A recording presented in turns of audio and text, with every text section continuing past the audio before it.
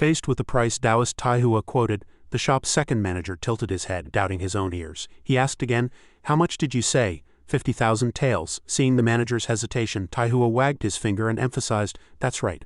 Not a penny less." Meanwhile, Changyu's mind was miles away. His expression was grim as he thought, "Master, can you please be reliable just once? What kind of painting could possibly be worth 50,000 taels?" Suddenly, the manager narrowed his eyes and let out a hearty laugh. 50,000 taels? A fine 50,000 taels indeed. The old manager's judgment was spot on. These two were certainly no amateurs. Looks like I won't be getting a massive bargain this time. Then, under the dumbfounded gazes of Taoist Taihua and Changyu, he continued, "In that case, let's get straight to the point. Although 50,000 taels is an astronomical price for the works of layman Qinglian, it is indeed not impossible." As soon as these words were spoken, both Taihua and Changyu wore expressions of "Who am I? Where am I?" They were secretly terrified. 50,000 taels is actually not impossible. It took a moment for Taoist Taihua to process the manager's words, and his jaw dropped. Breaking into a cold sweat, he thought in disbelief, "No way, right? I only quoted that number to try and scam a high price on a whim. What kind of painting is worth 50,000 taels? Something fishy is going on here." He was completely petrified, eyes rolling back in confusion. He tried to force a smile to calm himself down. "Steady, steady. At a time like this I must stay calm and fish for more information by playing along." In an instant, Taoist Taihua folded his arms, narrowed his eyes, and lifted his chin, regaining his usual composure as he began to bluff. "That's right, you should have said so sooner. To tell you the truth, we've already checked the prices at other shops. Your shop isn't the only one that knows the name of layman Qinglian." Upon hearing this, the manager beamed and replied with a hint of embarrassment, "Quite right. Layman Qinglian's name is indeed no secret in our industry. Although he has only risen to prominence recently, he is already hailed as the first talent in the Jin Kingdom." He imagined a refined young man holding a brush, composing literature with an ethereal, transcendent grace. Not only is his calligraphy exquisite and at the absolute peak of the craft, but his painting skills are also unparalleled. The manager's imagination began to run wild as he described the mysterious youth with glowing eyes. Wherever his brush touched, a golden light as fierce as fire would radiate from the paper. Even cultivators felt compelled to lean in and observe every single one of layman Qinglian's paintings. The manager continued his praise. "Currently in the Jin Kingdom, countless women are infatuated with his poetry. Some fanatical female fans even sleep with layman Qinglian's scrolls under their pillows, fantasizing about meeting their beloved." The manager added that they spent entire nights imagining his face. Furthermore, men could not resist the charm of this artistic genius either, offering endless praise. The manager went on to say that countless arrogant scholars had lowered their pride just to imitate his work.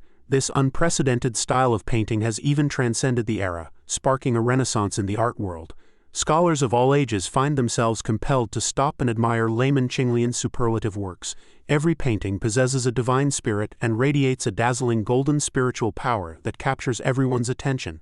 Suddenly recalling that empty, lonely, and desolate house, the manager said sentimentally, "Alas, it is only a pity that by the time his works were discovered, he had already gone into seclusion.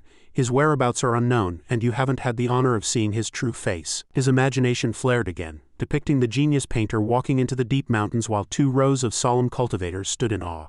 The manager lamented, "Since ancient times, scholars have held the highest status. What learned man doesn't want to make a name for himself and achieve great things to be respected? Yet this layman Qinglian treats fame and fortune like dirt and walked away with such grace. How can we not feel both ashamed and full of admiration? Don't you two agree?" After listening, Taoist Taihua and Changyu stood as still as wooden chickens, their faces screaming, "What the hell is going on?" as they thought, "Did I hear that right? Does this mean junior brother, my silly disciple?" Suddenly, proving that the older the ginger, the spicier it is, Taoist Taihua remained unfazed. He flashed a professional smile and spoke like a machine.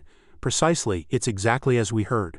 This caused Changyu to turn his head in shock, wondering privately, "Master is lying to him." Meanwhile, the manager happily chimed in, "Then the two of you must have heard this painting has one major flaw. It is a portrait. Compared to the pure landscapes he excels at, the value is indeed worlds apart." These words made Changyu's heart tighten. He scratched his head in agitation, muttering to himself, "Ha ha ha, is that so? I thought my peerless looks would definitely add a lot of value to this painting. How embarrassing." Suddenly, the Taoist Taihua beside him turned dark, radiating a murderous aura. He gritted his teeth and sent a telepathic message, "Changyu, you brat, you can still laugh, didn't you hear? The value is worlds apart." Seeing this, Changyu stuck out his tongue in fear and stammered a persuasion, "Master, calm down, he hasn't said how much we lost yet, right?" At the same time, the manager looked at the portrait, and with an aggressive air gritted his teeth and weighed the value.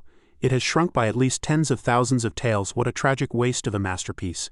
Hearing this, Taoist Taihua turned his head like a ghost, his eyes bloodshot and filled with murderous intent. He roared via telepathy, "My dear disciple, I really want to eat someone right now. I want to eat someone." Terrified, Changyu's face went pale as he reminded him, "Master, stay calm or we'll blow our cover." However, on the surface, Taoist Taihua maintained his sage-like aura and said flatly to the manager, "Enough nonsense, just give us a price. If it's lower than the other shops, we're leaving immediately." The pawnshop manager narrowed his eyes and smiled as he bargained.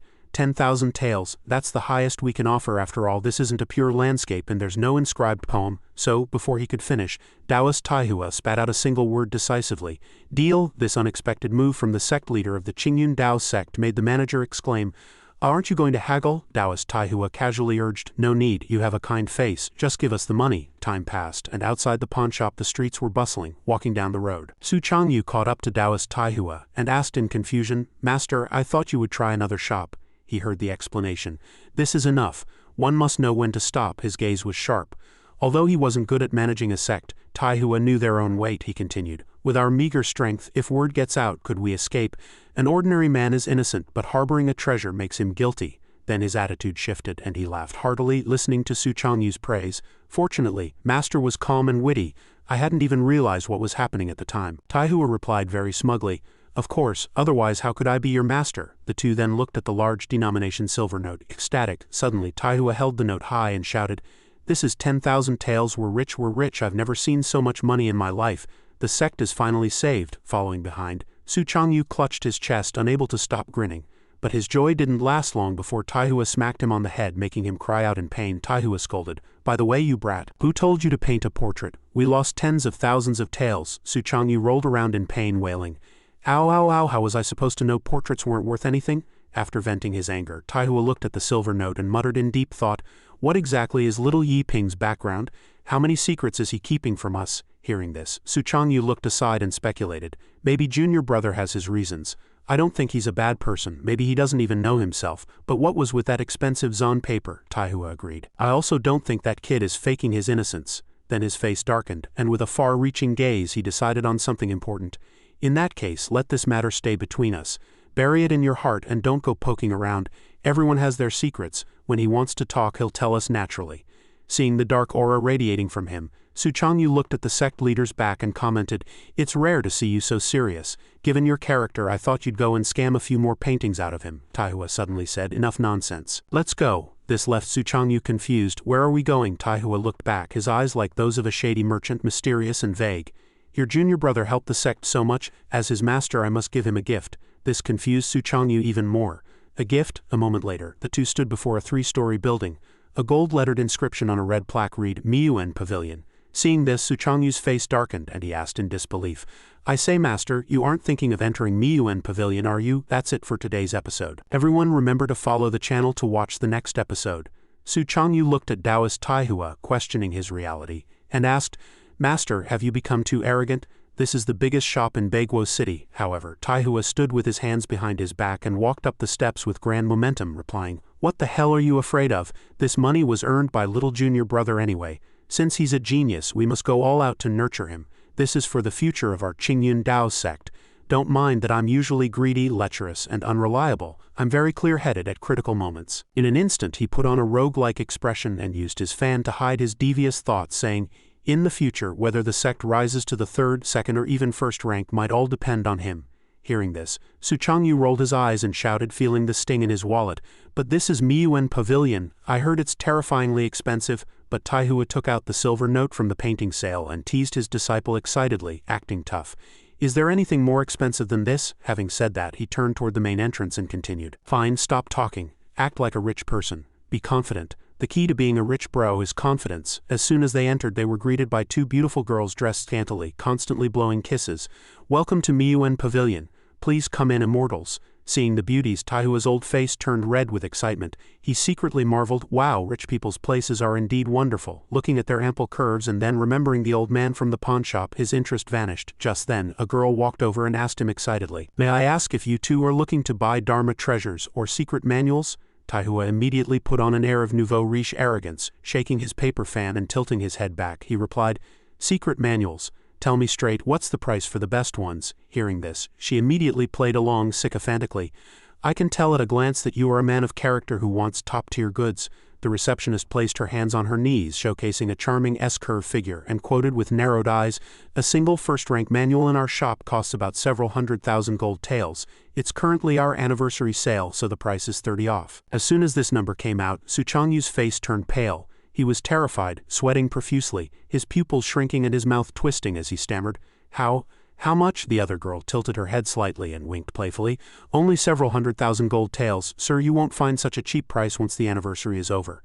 These words left Changyu dejected, petrified on the spot as he complained internally. "Cheap? She calls a price of hundreds of thousands cheap? The world of the rich is truly beyond imagination. Poverty has limited my imagination." Suddenly Taihua leaned in. With a grim face and gritted teeth he whispered a reminder, "Gold taels, stay calm, don't blow our cover." Changyu, however, was already drenched in sweat, lamenting, "But master, our money isn't even enough for one book. I told you not to come in." However, no matter how much his eldest disciple cowered in fear, Taihua remained cold. He tucked away his smile and asked the salesgirl, "Beautiful, I want to ask, what is the price for the introductory version?" Hearing this, the girl was filled with question marks. Thinking the customer had made a mistake, she asked in confusion, "Only the introductory level. Are you sure?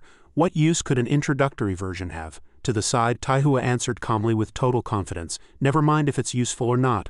I'm asking if you have it." These words made the girl turn serious as she reminded him, "We have it, but I advise you to reconsider. Our shop does not accept returns." Despite this, he insisted on buying and asked for the price of a first-rank introductory version. The girl replied somewhat hesitantly, "That price is naturally much cheaper." Meanwhile, Changyu was once again dumbfounded, trying to persuade his troublemaking sect leader. "Calm down, master. Don't copy my posturing just for the sake of face. Why would you spend 10,000 taels on a useless introductory technique?" Taihua blocked him with his hand and said with a shrewd look, "Useless, my ass. Did you forget how freakish your junior brother's comprehension is? The introductory level is enough." Hearing this, Changyu felt as if he had been struck by lightning. He suddenly realized, "Oh right, how could I forget? He could comprehend an entire set just from a sword mark one randomly made. So what will happen with an actual introductory manual?" Then the devil inside him was revived. His eyes lit up and he gave a thumbs up to praise Taihua. "Exactly, master is right. For that freakish junior brother, the introductory version is definitely enough. No problem at all, we're going to make a killing this time." A moment later, the salesgirl returned with a tray holding the books and said, "I just asked the manager. These 3 first-rank introductory manuals can be sold separately." Hearing Taihua ask, "Which one is the most powerful?" the girl held the books, glancing to the left as if recalling the contents of each. She then shared, "The most powerful, that would be this one, the River Sword Technique section. It is called that because once mastered, the sword's momentum is as relentless and surging as a great river. Truly terrifying. Moreover, it is connected to even higher-level techniques. If someone with exceptional comprehension studies it, they might even have an epiphany and realize the next stage, the Spirit Sea Sword Technique." She then narrowed her eyes and quoted the price to Taoist Taihua.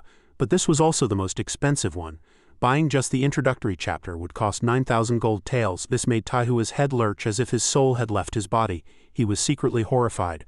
A mere introductory chapter costs this much? After a moment of deep thought, as if some nerve had snapped, Taoist Taihua suddenly radiated an imposing aura. He thought, "Damn it, I'm going all in. If I'm buying the most expensive one here." He widened his eyes, opened his mouth and roared, "Wrap it up." Not only that, but under Changyu's dumbfounded gaze, Taihua pointed to several items on the shelf and said he would use the remaining money to buy some high-grade qi refining and qi boosting pills.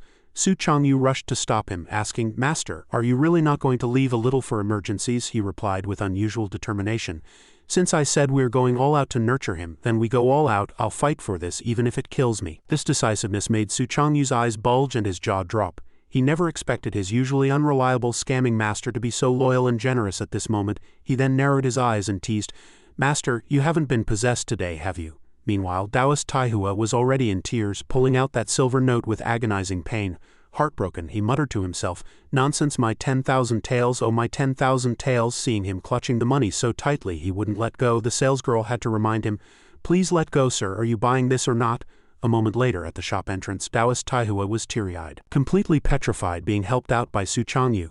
He sobbed as he walked, "It still hurts so much, Changyu. It really hurts." This made Changyu incredibly embarrassed, and he said helplessly, "Master, you've been crying the whole way. It's very humiliating for me." Suddenly, Taihua let out a startled cry, his eyes wide.